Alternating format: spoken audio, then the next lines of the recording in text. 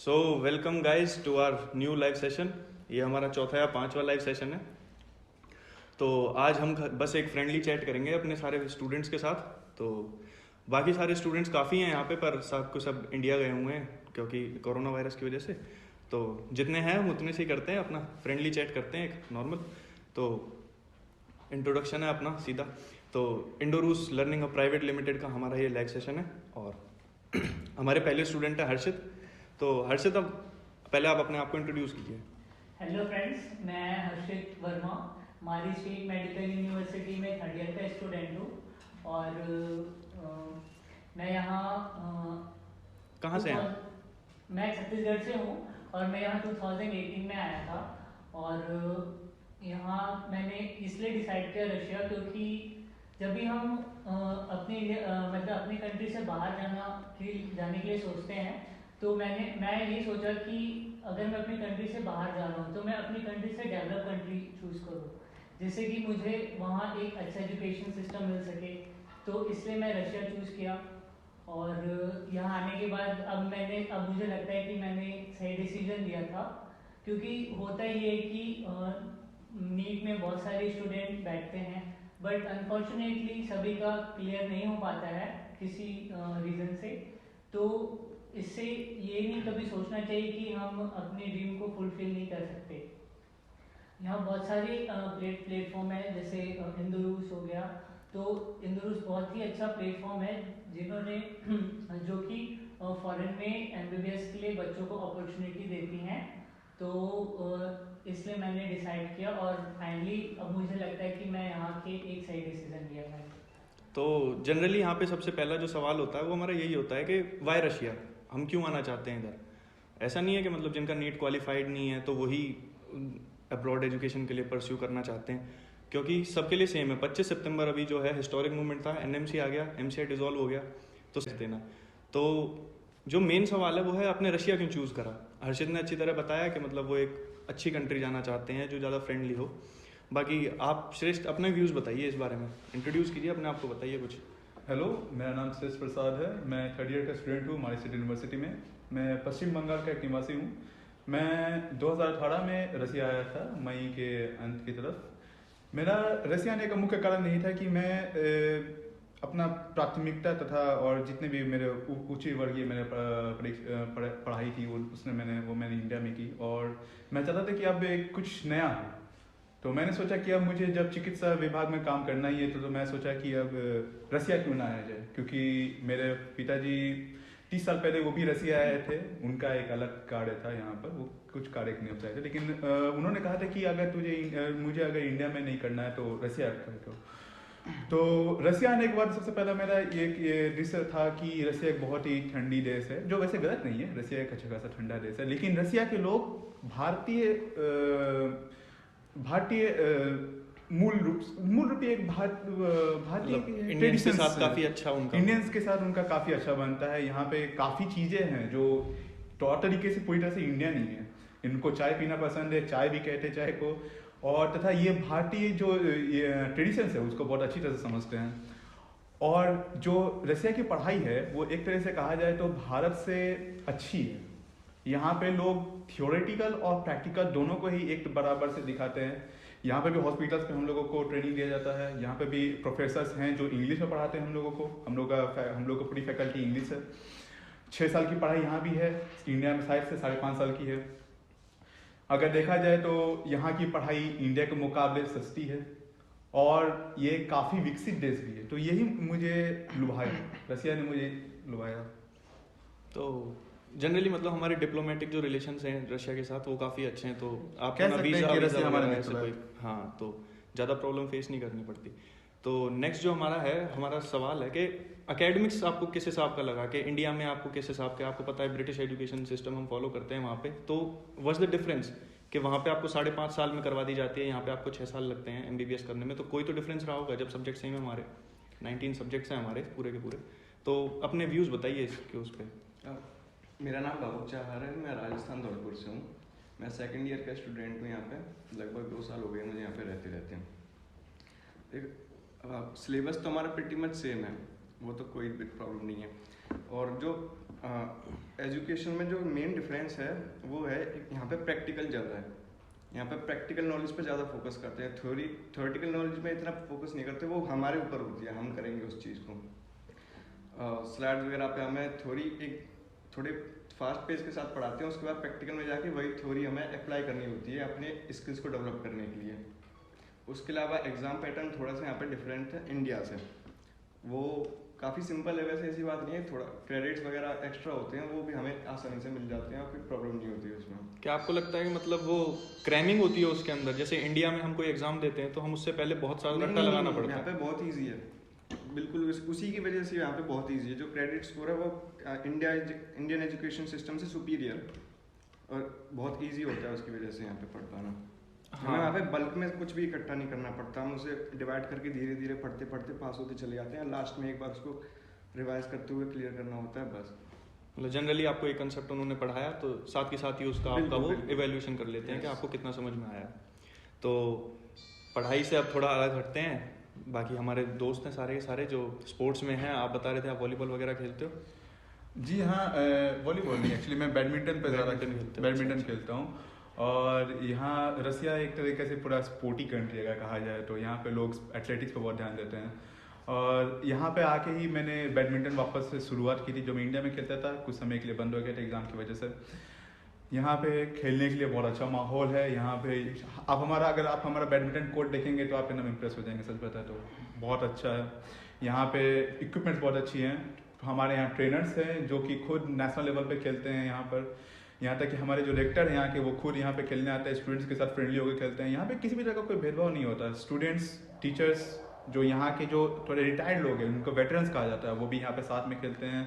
सब एक दूसरे को कोच करते हैं, सिखाते हैं, कॉम्पिटिटिव माहौल देते हैं और कोशिश करते हैं कि समय के साथ और ज़्यादा हमारा खेल अच्छा हो, हमारा माइंडसेट अच्छा हो उस गेम के प्रति। एक्सपेडिशंस पे ले जाते हैं स्पोर्ट्स के लिए, किसी और चीज़ के लिए? स्पोर्ट्स के लिए अभी देखिए कि एक्सपेडिशंस मेरा अभी कुछ हाल में ही शुरू हुआ है, कुछ और 6 मंथ।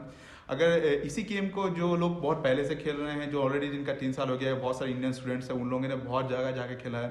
कजान जो नियरेस्ट सिटी है, एक इंटरनेशनल सिटी है, वहाँ पर best cities in the world में आता है। 3rd most popular city in Russia है। वहाँ पे जाके कजान यूनिवर्सिटी में जाके हम मैचेस होते हैं, जहाँ पे उनको लेकर जाता है। समारा एक सिटी है जो कि नियर बाई सिटी है, वहाँ पे जाके इंटरनेशनल मैचेस होते हैं। अभी हाल ही में सोची में हम लोग का मैच होने वाला था बैडमिंटन का, लेकिन पैंडेमिक की वजह से उसे टालना पड़ गया। मतलब ऐसे फ्रैंकली बोले तो कन्फाइंड नहीं हो आप सिर्फ यहीं के स्पेस के लिए? कन्फाइंड पूरे रशिया में कहीं पे भी जी बिल्कुल, पूरे रशिया में हम लोग का है। तो खाने पीने का पूछते हैं, खाने पीने का क्या हाल है इधर? What about food and?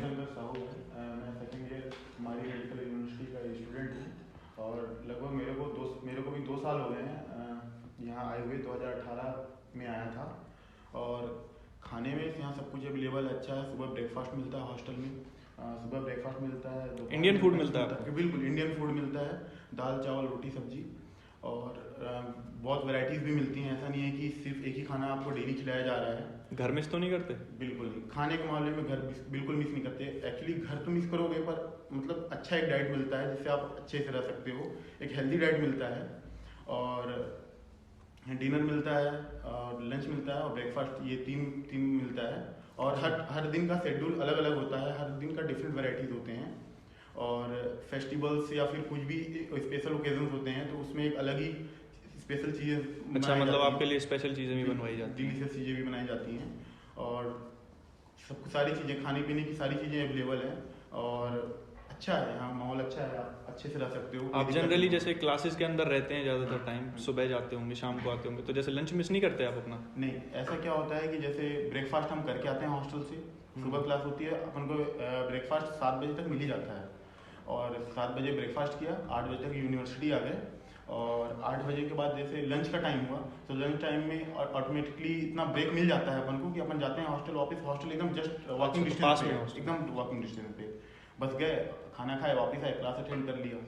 अच्छा, कैसा है यहाँ पे जो रशियन जो यहाँ पे कैंटीन्स वगैरह होती हैं हर एक बिल्डिंग के अंदर, उसका खाना काफ़ी बहुत ज़्यादा हाइजीन मेंटेन करके रखते हैं, काफ़ी अच्छा सराउंडिंग रहता है। और मतलब इंडियंस को भी अच्छे से वो संभाल के रखते हैं, मतलब रिस्पेक्ट करते हैं। और अच्छे से मतलब सारी चीज़ें मिल जाती हैं, आप खा सकते हो, वेज नॉन वेज कोई दिक्कत नहीं होता। जैसे बहुत लोगों का सोचना ये होता है कि मैं वेज हूँ, वेजिटेरियन हूँ, तो मैं कैसे कैसे हम सर्वाइव करूँगा, यहाँ तो सारे तो वेज खाना भी मिलता है? वेज खाना भरपूर मिलता है, भरपूर, अच्छा, एकदम कोई दिक्कत नहीं। तो रशियन खाना सब बिल्कुल सब खा मैं खुद एक वेजिटेरियन हूँ, तो मुझे ज़्यादा अच्छे से पता है। हाँ, वेजिटेरियंस को सुनने में आता है कि प्रॉब्लम बिल्कुल, कहीं पे हो कोई सकती है, दिक्कत तो नहीं नहीं है। है। जब भी हॉस्टल में भी अगर नॉनवेज बनता है तो उनके लिए उसके कॉरस्पॉन्डेंट एक जरूर नॉन वेजिटेरियन चीज़ होता है। तो खाने की बात हो गई, सेफ्टी के बारे में बात करते हैं। What about student safety? आपकी रैगिंग वगैरह हर जगह का कल्चर होता है, तो यहाँ का आपको क्या लगता है, कुछ है ऐसा? हाँ, जैसे कि हम जब शुरू में यहाँ पे आए थे तो हमको भी लगता था, स्पेशली मुझे तो सबसे ज़्यादा डर था कि रैगिंग तो नहीं होगी, बट ऐसा कुछ नहीं था।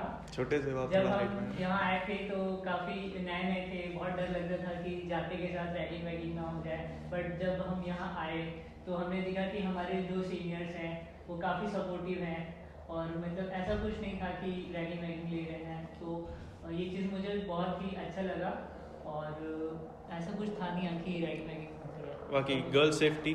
और गर्ल सेफ्टी के लिए एक्चुअली हमारे हॉस्टल में क्या होता है कि एक टाइमिंग होती है कि आपको इतना से इतना टाइम तक ही बाहर जाना अलाउ है। जैसे कि नाइट में आपको 9 बजे तक आपको हॉस्टल के अंदर आ जाना है, क्योंकि अलाउ नहीं होता, मतलब 9 बजे के बाद अगर आप बाहर होते हैं तो आपको फाइन देना पड़ेगा, या आपको कुछ पनिशमेंट होती है। मतलब you should have a purpose कि आप बाहर स्टे कर रहे हो, तो किस वजह से आप इतना लेट आए? हाँ, किस आपसे पूछा जाएगा कि आप क्यों लेट हुए, क्योंकि यहाँ पे हमारे पेरेंट्स तो है नहीं, तो हमें जो भी मतलब हमारे गार्जियन तो मतलब हमारे रिप्रेजेंटेटिव हैं जो भी, तो वही हमारे यहाँ पे गार्जियन है। तो ये ध्यान रखना मतलब एक बहुत इंपॉर्टेंट चीज़ है, रेस्पॉन्सिबल है, रिस्पॉन्सिबिलिटी मतलब। तो सिटी कैसी लगी आपको? योशकरोला ये सिटी है, कैपिटल है। नहीं, बहुत अच्छी हमारे सिटी लिए। है, घूमने के लिए बहुत सारी जगह हैं और सारी चीज़ें अवेलेबल हो जाती हैं यहाँ पास, खाने पीने का भी, और स्टेशनरी में भी सारी चीज़ें मिल जाती हैं।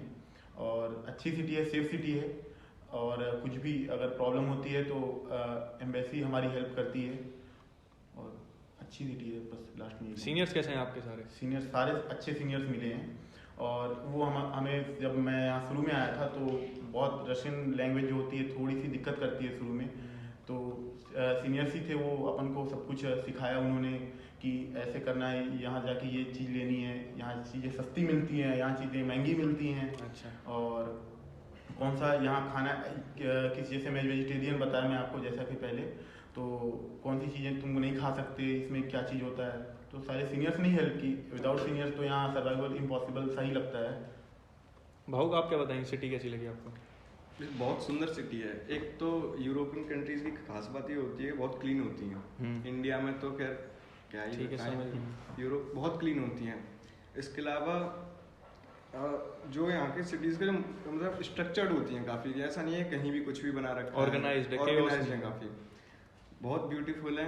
इसके अलावा क्या अभी ऑटम का मौसम चल रहा है, अभी ऑटम आ चुका है, तो एक तो यहाँ पे जो लैंडस्केप है ना, जंगल बहुत ज़्यादा प्रिजर्व है, बहुत ज़्यादा पेड़ है, बहुत ज़्यादा हरियाली है यहाँ पे, और ऑटम के मौसम में अभी सब कुछ गोल्डन गोल्डन है। तो आप लोगों ने सिटी टूर किया है, मैंने सुना था ऐसा, तो शायद देखा हो, तो आप खुद देखा होगा कि कितना सुंदर लग रहा था। बाकी जो सिटी और रिवर बैंक पे रिवर निकलती है बिल्कुल यहाँ से, और वो जो बैंक है वो बहुत ज़्यादा मतलब अच्छा बना रहा हुआ है, वहाँ पे मॉल्स वगैरह भी नहीं है, सब कुछ बीचेस हैं यहाँ पे, बहुत अच्छी सिटी है। तो यहाँ का टाइम तो आप एंजॉय करोगे, धीरे धीरे 6th ईयर में भी आओगे, फिर आपको यहाँ से क्लियर भी करना है। हाँ, तो आप गए हो, जाने का क्या सोचा है, FMG का क्या करना है? तो श्रेष्ठ भाई साहब, हर्षित आप बताओ, कोई नहीं। तो जैसा कि यहाँ से जाने के बाद इंडिया में प्रैक्टिस करने के लिए FMG देना पड़ता है, जो कि अभी MSET डिसॉल्व हो चुकी है और नेक्स्ट आ चुका है। तो नेक्स्ट में ऐसा सिस्टम है कि इंडिया में लाइसेंसिंग एग्ज़ाम देना पड़ेगा, चाहे आप इंडिया से MBBS करो, चाहे अब्रॉड से MBBS करो। तो अब मतलब एक ट्रांसपेरेंसी आ चुकी है सिस्टम में। तो जैसे कि आप यहाँ से जाते हो तो आपको नेक्स्ट एग्ज़ाम तो बैठना पड़ेगा, तो आप नेक्स्ट क्लियर करोगे, फिर आपको उसके बाद इंटर्नशिप, और नेक्स्ट 2 पार्ट में होता है, एक नेक्स्ट 1 और एक नेक्स्ट 2।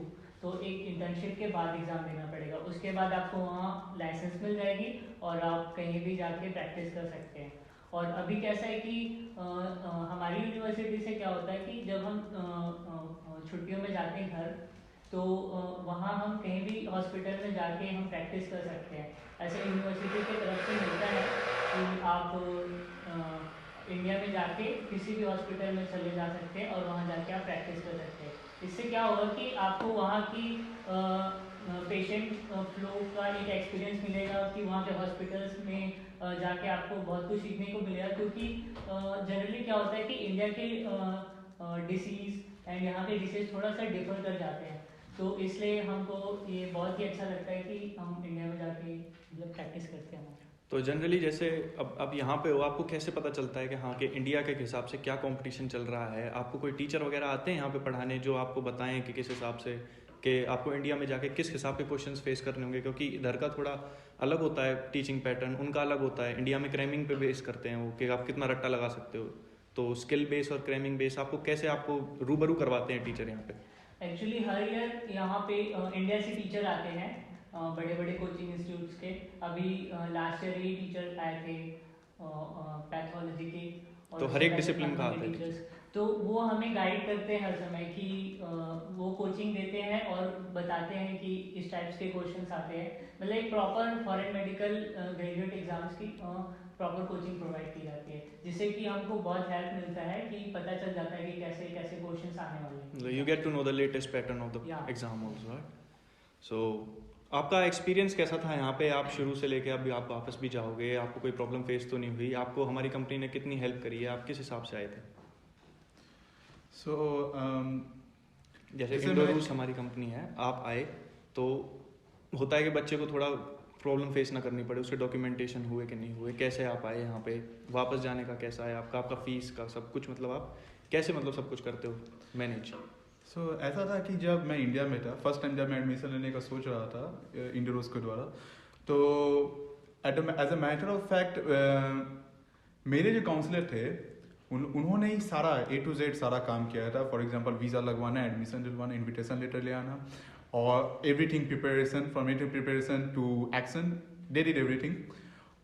और ऐसा कहीं मुझे ऐसा नहीं लगा कि शायद मेरे साथ कुछ धोखा हो रहा है या शायद मुझे किसी तरह से कुछ उल्लू बनाया जा रहा है। So you didn't feel cheated? I didn't feel cheated। मुझे उन्होंने पूरी तरह से मुझे एश्योर किया था कि आपको वो मुझे बहुत ही सेफ जगह पे लेके जा रहे हैं, एडमिशन दिलवा रहे हैं, और उन्होंने उस बात को अपना वादा निभाया भी। मैं योस्कर वाला आया, हमारी स्टेट में आया, यहाँ पे एक क्वाइट वेल टीचिंग फैसिलिटी है, एजुकेशन सिस्टम है, एकेडमिक ईयर हमारा बहुत बढ़िया चलता है। What about the transparency? आपको जो वहाँ पे बताया, आपको कितना परसेंट मतलब आपको लगा कि हाँ वही है यहाँ पे? मैं कहूँ तो मुझे ऐसा कहीं भी नहीं लगा कि कहीं मुझसे कोई बातें छुपाई गई है या कहीं पर कोई एक्स्ट्रा चार्जेस लगाए गए होंगे। मेरे काउंसलर ने जितना कहा, जैसा कहा, मैंने वैसा किया। और फ्रैंकली स्पीकिंग मुझे किसी तरह से भी कहीं से भी चीटिंग वाली फीलिंग नहीं लगी। मुझे लगा कि वो बिल्कुल 100% जेन्युइन है and 100% loyal to their students है। तो जैसे कंसल्टेंसी का काम होता है बच्चों को भेजना, क्या लगता है आपकी कंसल्टेंसी ने कोई रिस्पॉन्सिबिलिटी ली है आपकी, खाली आपको भेज दिया यहाँ पे? Well I will say that कि मेरी कंसल्टेंसी ने राइट फ्रॉम एडमिशन, मुझे लगता है कि right till the end of my education वो पूरी तरह से मेरे साथ हैं। क्योंकि यहाँ पे मेरे फादर नहीं है, तो जो हमारे यहाँ पे रिप्रेजेंटेटिव है वही एक गार्जियन है, more than a father figure है वो यहाँ पर। वो सब कुछ यहाँ पे देखते हैं। वो राइट फ्रॉम क्या खाना है, क्या पीना है, क्या पहनना है से लेकर क्या कब और कहाँ कैसे पढ़ना है, कैसे क्या करना है आगे फ्यूचर में, वो एवरीथिंग वो गाइड करते हैं हम लोगों को। और ऐसा कभी आपको नहीं लगेगा यहाँ पर आके कि आप विदेश में आए हैं, आप फैमिली से दूर आए हैं, क्योंकि आपको यहाँ पर आने के बाद एक नई फैमिली मिल जाती है। सो दे आर रिस्पॉन्सिबल, आपके साथ दे खड़े हैं कि मतलब आपको छोड़ के नहीं भागे हैं? बिल्कुल नहीं, वो मेरे साथ हमेशा हर समय खड़े हैं। तो हमारा लाइव सेशन काफ़ी अच्छा हो गया, ठीक है, और सब ने होपफुल है कि ऑनेस्ट आंसर्स दिए होंगे, ऐसा नहीं कि मतलब आपके ऊपर कोई दबाव है। तो हम इस लाइव सेशन को अब ख़त्म करते हैं। इंडोरूस लर्निंग हब प्राइवेट लिमिटेड, अगले लाइव सेशन में मिलेंगे बाद में। कोई कमेंट, आपके कोई क्वायरीज हों जो हमें देख रहे हैं तो वो कमेंट सेक्शन में मेंशन करके हमें पूछ सकते हैं। और hope for the best, let's wrap up.